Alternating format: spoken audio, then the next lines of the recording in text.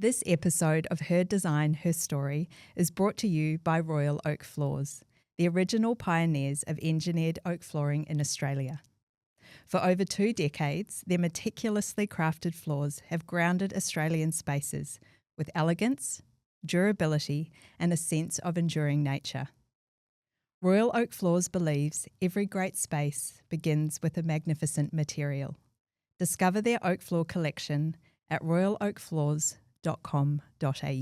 I'm thrilled to speak to one of Melbourne's most exciting creative forces in contemporary lighting design, Nicole Lawrence.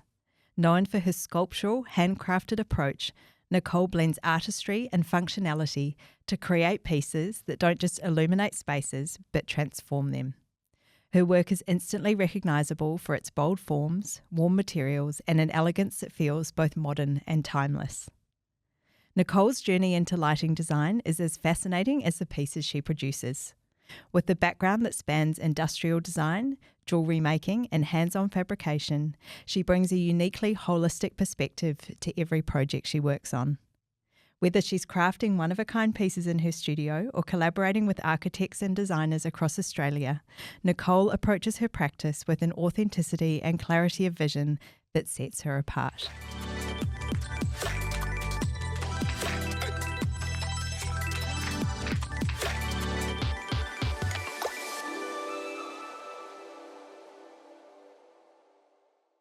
Nicole, welcome to Her Design, Her Story. Thank you so much for joining me today. It's a pleasure to be here. Very excited to speak to you. You have had a really interesting and dynamic career to date, particularly in a fairly short space of time, which is amazing. But before we talk around your current career and your current business, I wanted to go back to the beginning of your journey. Your first foray into design was trade school, which I think is really unique in itself. Could you talk a little bit about that first pathway of study for you when you finished school? Yeah, I started actually just getting a job in hospitality after school, and I was thinking about doing industrial design, but spoke to a friend whose partner was studying it, and he said it was a really intensive course and there was these sort of open crits, and being, I think I was 18 or 19 at the time, being a fairly young woman, that really, I found that a bit daunting. Yep. And so I ended up going and studying gold and silversmithing at NMIT, which is now Melbourne Polytechnic, and did a 2 years trades course there, which was very intensive and pretty much purely based on hand skill and your sort of technical skills.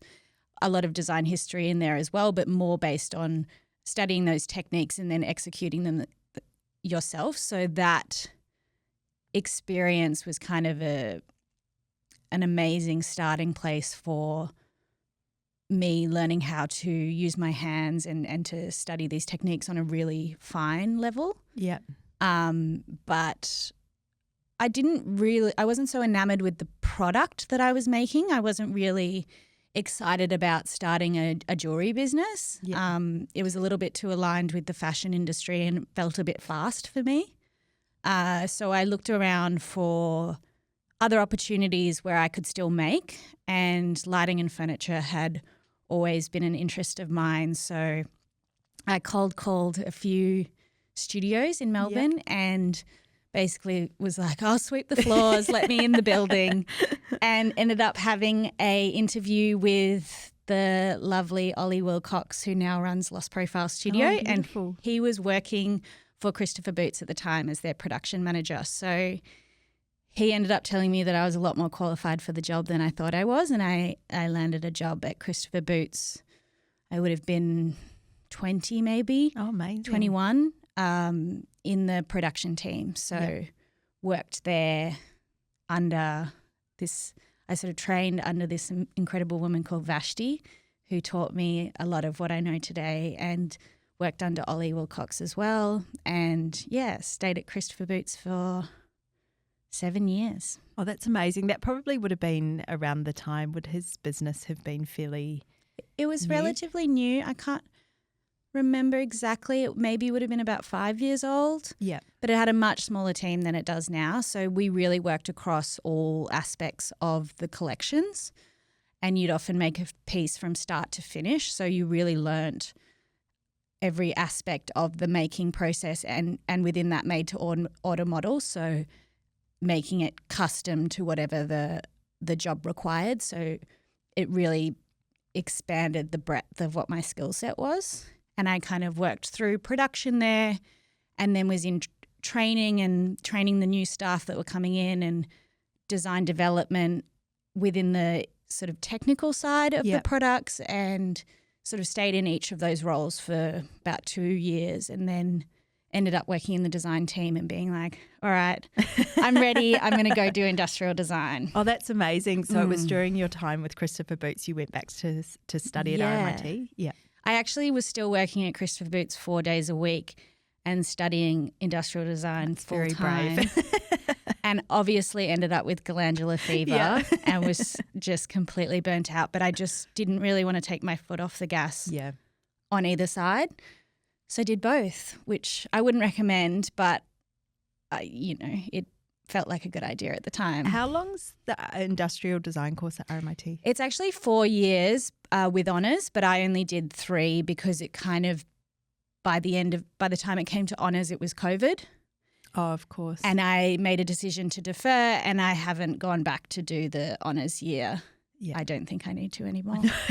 It gets hard with study, I think, particularly design study. There's not necessarily a finite end to what you're doing. I just remember some of the hours at university that we were doing in those design subjects was amazing, but a huge commitment. Yeah. Yeah. Which is amazing. Well, you worked under some excellent designers. Both those designers are still really prolific and do a lot of beautiful metal work. I think it's been really interesting from a specifier point of view watching some of these businesses like yourself grow. I think there's been a real interest in evolution in the lighting community and the design in Melbourne, which has been really, really exciting. Particularly in Melbourne, I feel. And that community in amongst itself is so supportive of each other, which I really love. And I mean, if I need a specific component, I know that I can reach out to these other studios if I can't get it in time for what my project deadline is, and it doesn't feel competitive at all, amazing. Which is really lovely and very special compared to what I hear from other cities around the world. Everyone's sort of in it together and lifting each other up, which I really appreciate. Yeah, that's amazing. So after you studied, obviously worked with Christopher Boots at the same time, you then started your own business, Nicole Lawrence Studio, in 2020, which in itself is quite brave with COVID and all sorts of crazy things happening. What was that turning point for you? Was that quite a natural evolution for you, having gone back to study to moving out and starting on your own? Well, when I was studying, I went overseas to the Netherlands for 6 months and studied over there at TU Delft, which is an amazing industrial design program. And it was there that I received the news that we'd lost my mother. Oh, I'm sorry. So I came back to Australia and sort of tried to make sense of all of that. And it just, as anyone who has experienced grief before can attest to, it does make you realise how finite life is and how quickly it can kind of pass by. So I came back to Melbourne at the start of 2020, and it just kind of gave me a boost to try things that I'd maybe just not been pushing myself on. Yeah. And I didn't know I was starting a business during COVID. It happened that way. But yeah, I released a collection of work sort of early 2020, and that was very simple pieces that I could create in a small studio when manufacturing was really, really struggling to understand what was going to happen. And so I was creating simple pieces and they were really well received. Yeah. I think also everyone had an eye on Australian design then in particular. Yeah. And I didn't have anything to distract me from the first year and the first 2 years really. I just was manufacturing never really got shut down. So I was just able to go into my studio every day and create work, and everyone was, all eyes and all ears really. Keen to buy things. Keen to buy things. They were sort of sitting in their lounge rooms and looking at the empty corner and being like, what can I do to make myself feel better? And so I think it was actually a really good time to start, which I feel really grateful for, because most people had a really horrible time during Yeah. COVID, but I feel it was actually a really good time of focus for me. Yeah.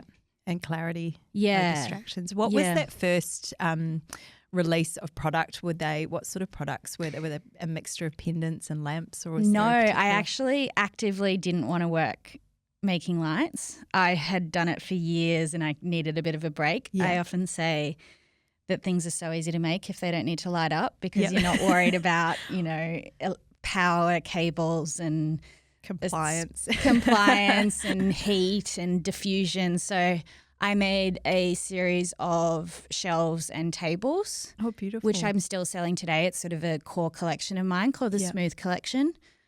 And yeah, it was a really sort of simple formalist style. And yeah, I was really proud of it. It was very colourful and fun and kind of felt like a refreshing change from what I'd been used to making.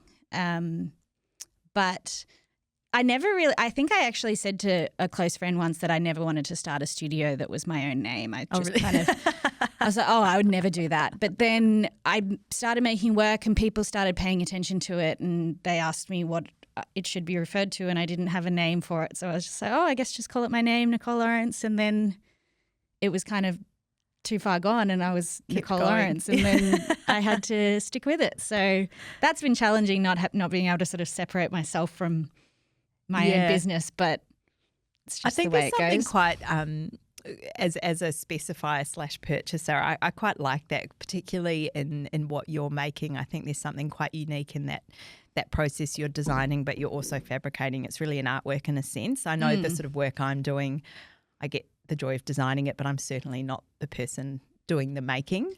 And I think having your hand in that whole process, it actually, you've earned your name on it. As I've matured and gotten more confident, I definitely appreciate that more now. But at the start, I think I wanted something to hide behind a little bit because I was new to it and sort of a fledgling designer and didn't really have the sort of strong foundation of confidence that I feel I have now more. Yeah. So, but yeah, now I'm really glad that it is attached to me because I'm really proud of it. And I think people really resonate with that personal story as well, being able to put a designer a face to the beautiful things they're purchasing. Before we talk about the different facets to your business, I was interested to know a little bit about the structure currently. Do you have any support in the studio, or are you the wearer of all hats? I do now have support in the studio. I didn't for a long time, and now we are a small team, which is really great. That's been something that I've kind of actively tried to develop over the last year. Yeah. Within that is just trying to create a little bit more bandwidth for me to be creative again and to think about what I want to actually be producing. There was a time in my business where I had an online store and I was constantly focusing on digital marketing and SEO and making sure that all my product images looked exactly the same. And I really had to take a step back from that and think about what I actually wanted to create and what kind of practice I wanted, and to design collections and do exhibitions and be part of that world. You really have to put so much time into that. So I'm at the moment bringing people into the business who can support the running of the everyday so that I have more space to design for new collections or exhibitions or take time off, which has been few and far between over the last 5 years, and kind of, bring in a bit more of that balance, I suppose. Yeah, and it can be hard in that creative process to nail all those different facets. I guess as you grow, you realise with that comes the operational customer service, the actual fulfillment of orders. And yeah, I had a great business coach once who told me, what are the things that you're good at that you shouldn't be doing, and what are the things that you're bad at that you should be doing? And I often think about that and trying to kind of bring in people who can handle all the things that I may be able to do but I shouldn't be doing has been really wonderful and really change the sort of trajectory of my practice, I suppose. And I think that's a brave choice as well. I'm a terrible delegator. But I do think there are times where it would allow me to be better at the things I'm good at if I actually wasn't so afraid to get support. It often came from moments of desperation where I was so overworked and overtired that I wasn't enjoying what I was doing anymore. And I think in the last year, my partner has really helped me recognize that what kind of life am I setting myself up for? Yeah.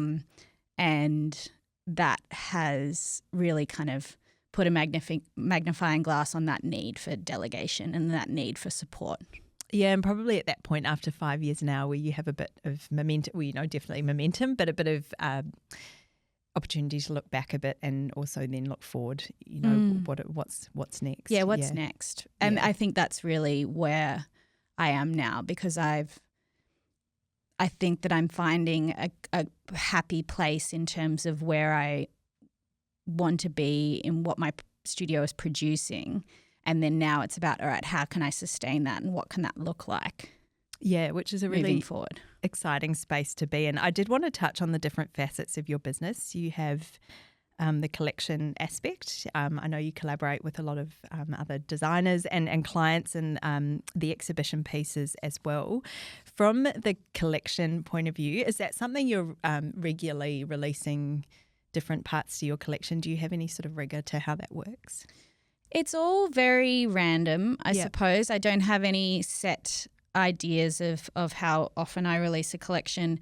Because I'm a very process-led designer, it really comes from when I am inspired by something or want to explore something, and then a collection will be born from that, rather than I would never be able to just sit down and from nothing just design a collection. That's not my strong suit. I need to have inputs from either, a historical context or a technique or a material I'm interested in working with, or a fabric that kind of diffuses light in a way that excites me. So that is how I kind of go into design. So it's really up to what is happening for me in my practice and my studio. And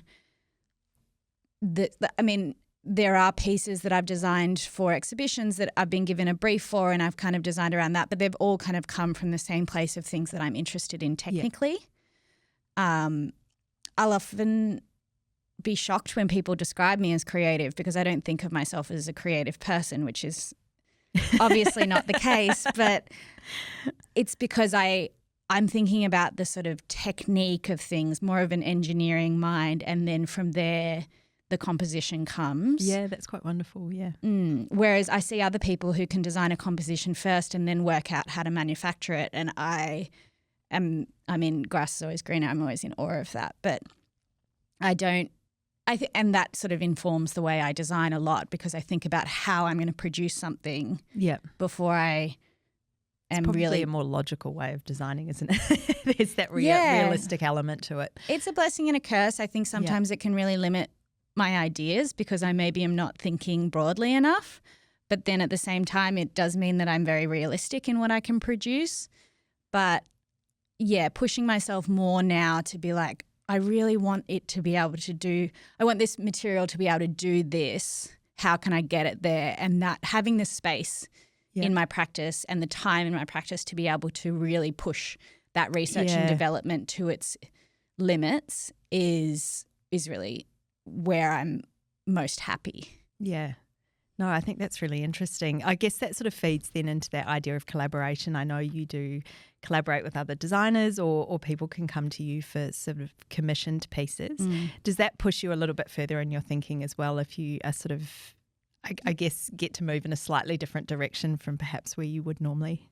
Yeah. I mean, often when a studio will approach me to work on a project with them, it's often because they want to have my input as a designer. So that means that I am bringing in the things that the materials that I already work with, or the materials I'm interested in working with. But then alongside that, there's the brief of the project, the space that it's in, maybe the family that's going to engage with the work. And I really love those projects where you can kind of think about the whole aspect of the project, where it is in terms of like what suburb it's in the city, and what was the sort of in history of the industry there, or what's the history of the building, or what's the family's history, and kind of thinking about those influences within the work is something that not every project is like that, but when they are like that, I get a lot from it. But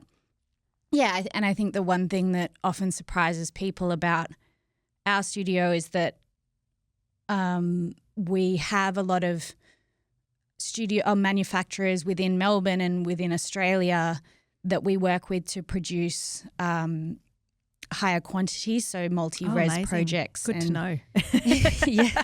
That can often be a challenge, actually. Yeah, and my experience working for lighting designers and industrial designers kind of facilitated that. But I like the challenge of those projects, and I like the scale of them, because, you can't spend 60 hours on each piece, so you have to think about how to design something cleverly for a project of higher quantity, and still making sure that it's made in Australia and it is of high quality. All of those challenges that come into it I really enjoy, whereas I think some studios might shy away from.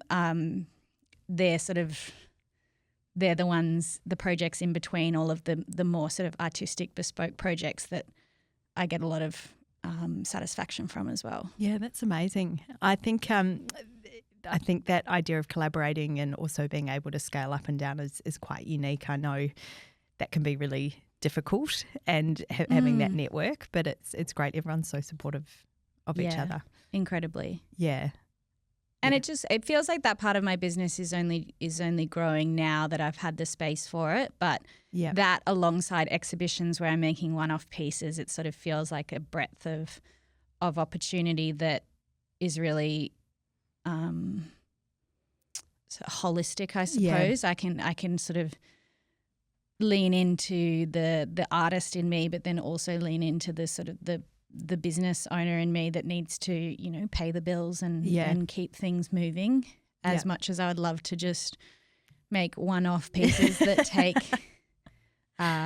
months to make. It's just not really feasible in this economy. So. I know, but a bit of everything. It's actually probably a bit like a design practice, having that mixture of high-end residential, multi-res retail, the different pace and different scale.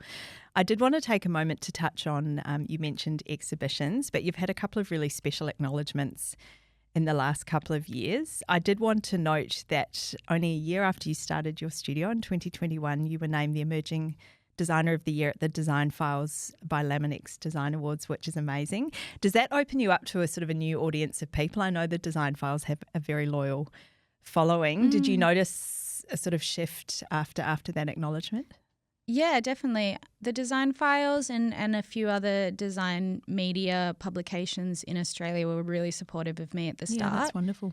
And that kind of came from me sending them my press pitch very early on, and being a baby designer and being like, hi, look at this, hope you like it. And the Design Files was one of those publications that really supported me in the beginning. And receiving that award was the encouragement that I needed at the time to sort of be like, you're on the right track. People are recognizing what you're doing, especially because that award happened deep lockdown. So it was sort of really hard to know how your work was being perceived because there was no public facing opportunities. Yeah, and probably little opportunity for connection within that network as well. I know there are often a lot of design events and opportunities to connect with people, so it can be a bit isolating. Yeah, that was all done via Zoom. I was in my dressing gown. I saw that I'd won that. Ready to go from up here. Yeah. More recently, you were also approached to enter a piece in the Rig Design Prize, which you were one of the finalists in, which is amazing, which is on show until February at the NGV. Could you talk a little bit about what the Rig Design Prize is, sort of, I guess, a bit of the background of the prize, and then what that commission for your piece was? Yeah, well, the Rig Design Prize is a design it doesn't feel very competitive, but I guess it's a design competition that runs every 3 years through I'm probably going to get this wrong, but Colin and Cecily Rigg. It's a sort of trust that they set up to support this award. And it's basically an invitational prize for different areas of the design community. So every 3 years they do a sort of different category. 3 years ago it was graphic design, I believe, and 3 years before that was the interior design version, which Hector Guthrie won. And I remember that, yes. I remember going to that show and seeing this calibre of work within Australian design and it being like, ooh, there was sort of the flutters of, oh, maybe I want to do this for myself. Oh, that show in particular was very inspiring. So to be invited to do that show, you don't apply for it. You just get an email one day, and I thought that I was just being invited to apply, and I was really confused because I hadn't applied for it, and then sort of gave the email to a friend of mine who knew what Rig was, and she was like, no, you've been selected. So that was so exciting, and it was all very hush-hush for a very long time. So it was really exciting when it finally was announced and we got to have the show. And that show in particular is a selection of, I think it was 34 designers in the end who were sort of early career, and it was to highlight early career designers within Australia. So really they selected a number of designers from all around. Yeah, and it was wonderful. I had lots of friends in that show, and I made new friends within that show, and I often forgot that it was a prize at all because it didn't feel like that within the sort of cohort of designers. Yeah.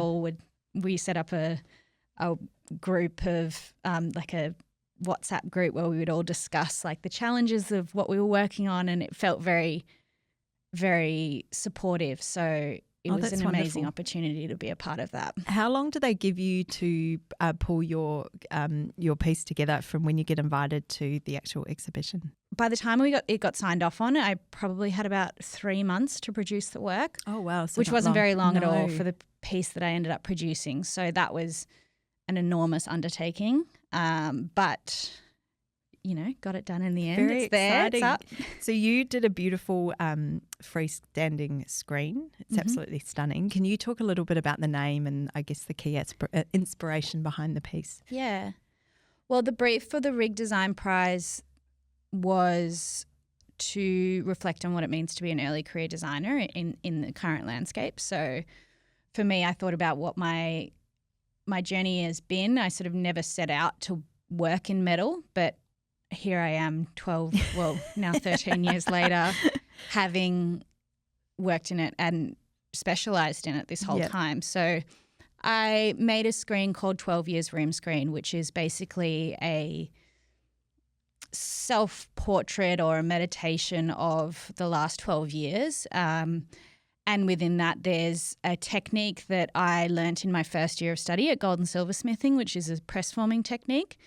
And I pressed 432 individual shapes out of brass, which were then composed together to create different motifs that are beautiful, symbolic of different aspects of my life and career. And they were all cut and stitched onto a piece of fabric that was suspended in a frame which ended up creating this quite monolithic room screen. It's really beautiful. I love it. Thank you. No, it's gorgeous. And it's exciting to see, I guess, that full circle moment for you as well, still using those silversmithing skills from the beginning, but obviously the development, no doubt, with the material. Yeah, and it was very representative of my sort of process-led practice.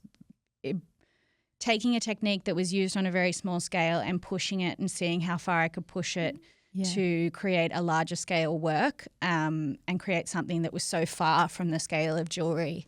And then, but bringing in these very delicate techniques that only really jewellers use within that, and sort of showing my hand. And part of that was a kind of pushback against this sort of digitalized design landscape that we're moving into. And obviously I still engage with those those mediums and those techniques, but I wanted to sort of push back against that and not create something that could be rushed because we did have a really short amount of time. There was the temptation to cut corners, but I really didn't want to do that, and I wanted to show something that just took everything that I had, both sort of physically and emotionally. Yeah, no, it's amazing. Well, it's definitely reflected in the piece. It's a really beautiful artwork.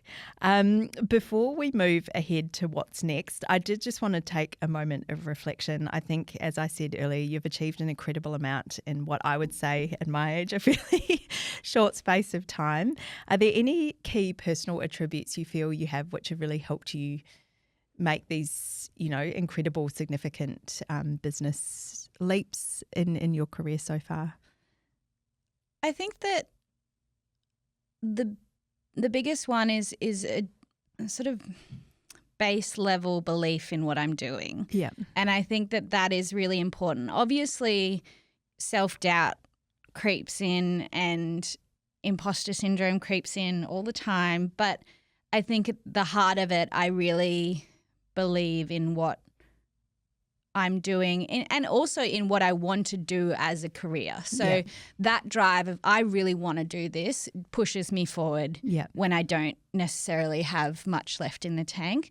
And then I also have an incredible community of people around me that support me when I need it. So little things like I've got an amazing accountant who is actually helping me make decisions, and I have some friends that are, much further down the road in terms of running their own businesses, and they can support me with advice when I reach out. And then I have my family and my partner who are there to kind of take me out of work and support me or give me that sort of word of encouragement when I need it. So that is all sort of part. Without any of those things, I don't think I would have been able to get where I am today. And then also the ability to reach out when you have an idea or you want to work with someone or you want certain press for what you're doing. I think I think that comes down to sort of having confidence in what you're producing. Yeah, and that comes back to that self-belief as well, doesn't it? You sort of, if you really truly believe in what you're doing, it gives you that. And that I think there's also maybe a little bit of I guess that's part of ego, but then also the I don't know, I think some people have too much pride and they think that they can't reach out because it will be perceived in a way of desperation or you sort of, some people sit around and wait to be discovered because they think that that's how it should go, and I've never really had the patience for that. I've sort of, if I want to work with someone, I'll reach out to them and I'll introduce them to my brand, or I'll invite them to my workshop, or I'll write to a publication that I'm interested in. And I think that has been really important in kind of moving me forward. And also sort of putting your hand up saying I'm very willing to collaborate, to put myself out there, which is important. And I'm here and I'm available, and I think that people sort of rely on this sort of digital landscape and think that everyone it has that visibility of your work when they often don't. And that keeps I find that algorithm very confusing. Exactly. And so, me reaching out to a studio and being like, hey, I do this work, but I also am capable of doing this, this and this. Often I find that people are surprised by that and they're like, oh, great. Well, what about if you helped us with this? Or we actually really like this piece, and I've been posting it on Instagram for the last 2 years, and I'm amazed that they haven't seen it before, but it's just, you just can't rely on that. So putting your hand up, as you said, is... Yeah, and I think that landscape and things like Instagram, I love Instagram for work, but I follow so many people. And then if I start looking at something online, I was looking at some kind of beach towel for a client the other day. So my whole Instagram algorithm is feeding me beach towels. Yeah, I wish there was an option for you to be like, no, I bought this now. Yeah, I'm done. Yeah. Can we move on? Yeah. So unless you're sort of really scrolling, I find actually I do miss a lot, which is unfortunate because that's kind of the crux of being on there. But so I think that confidence is really part of all of that. And if you're not getting it for yourself, then a community of people around you who can help you kind of fuel that, like fan that flame is really important. I did want to just touch on that sense of, I guess, finding inspiration and I guess that can feed into travel quite a lot for design as well. Are there any particular designers or processes that you go through looking for inspiration? I'm assuming it's an ongoing journey, but is there anything key that kind of feeds into that finding inspiration for you? I think the sort of technical side of things I often find, so I'll look at the built environment a lot, the architecture with the details within that, or jewelry techniques still come into it. And I don't really actually read or consume much design media because I find that it's can kind of cloud my decision making a little bit. And I can get a little bit overwhelmed. There's by a lot out there now, I think. Yeah. So I don't really find that I'm sort of looking there for inspiration. But Vincenzo de Cotzis is I'm probably mispronouncing that, but they're an amazing designer who does incredibly interesting things with materiality. And so I look at their work not to replicate it, but as an inspiration for how they kind of produce their pieces. They're always really interesting in terms of not being able to immediately recognize what the materiality is or how they've made it, which I really love. And I feel like that's coming in more into my practice now and is trying to kind of do things in a way that people don't immediately recognize how it's been produced. Yep. But there's also I grew up in the country and my family were farmers, and the way of problem solving and the sort of bushcraft of like how things have been put together and the kind of problem solving in that I always find really inspirational, and the kind of the very pragmatic way that you have to be when you're working in those environments for some reason really inspires and informs my work. No, I love that, sort of going back to the technical rather than the broad aesthetic. Yeah, which is really interesting. Before we wrap today, it's time for her edit. So I'm going to ask you some quick questions before we finish. Can you remember your first design-related purchase? I think that I had sort of op-shop lamps and things like that growing up, but the first piece that I purchased that I can remember is probably, do you remember the Zaha Hadid Parmesan cheese grater that I think Alessi did? Yes. It was not very practical. With all those Alessi collaborations. It was a gorgeous piece to look at, but not very practical. I don't think I used it all that much, but I think I bought it in New York at a store there, and I loved it. That was probably the first one. Oh, that's so funny. A lot of people I've spoken to, their first design purchase or sort of design related has often been lighting actually, which is funny. Yeah, it's so important to create your own space and your own feeling in a room, so I can understand that. Are there any pieces you're currently coveting, any furniture or lighting? Probably not lighting, but no, there is lighting. I think I often look at the designers who are around me within Melbourne and Australia. I love Max Kopolov's work. He's represented by the same gallery that I am, but I just think his new collection is just it's going from strength to strength, and I think his latest work is just really beautiful. Love to have one of his cabinets. Yep. I love Olivia Bossi's work. Oh, yes. Oka Olo. I want all of those pieces. So those are the pieces that I probably would go out and purchase now if I could. Yeah. But yeah, I think I'm all about Australian designers at the moment. Oh, it's good. There's a lot of talent. Yeah. A lot of beautiful things. Yeah. I guess it's sort of, it feels right for me to support them. Yeah. Next travel destination, actual or aspirational? Going to Sri Lanka just after Christmas. Oh, amazing. Have you been before? No, I'm very excited. Yeah, Going to Sri Lanka and also to Kerala in South India. Oh, wow. So that's a really exciting trip. I haven't been overseas. I think since I started my business, which is amazing. really A well-deserved I trip. can't believe it's gone that quickly, but I haven't been overseas for a really long time. So I'm super excited about that, and to go somewhere that is outside of this very Eurocentric bubble that I live in. So really looking forward to that. The food wonderful. and the jungle and lots of beautiful architecture. landscape. Yes. Very there'll exciting. definitely be a few Bawa buildings visited for sure. Favourite creative icon, living or legend? I probably answered this before. Vincenzo de Cozzis, I think. He's an inspiration of mine. He'd probably be my icon. I'd love to meet him and just chat to him about his processes. Yeah, amazing. Could you describe your aesthetic in 3 words?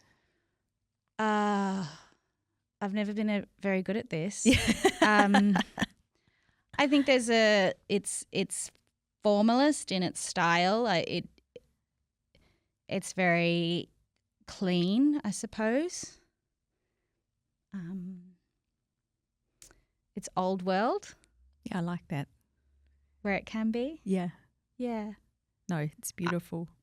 Never very good at answering questions like that. Last question. If your star was a celebrity, who would it be?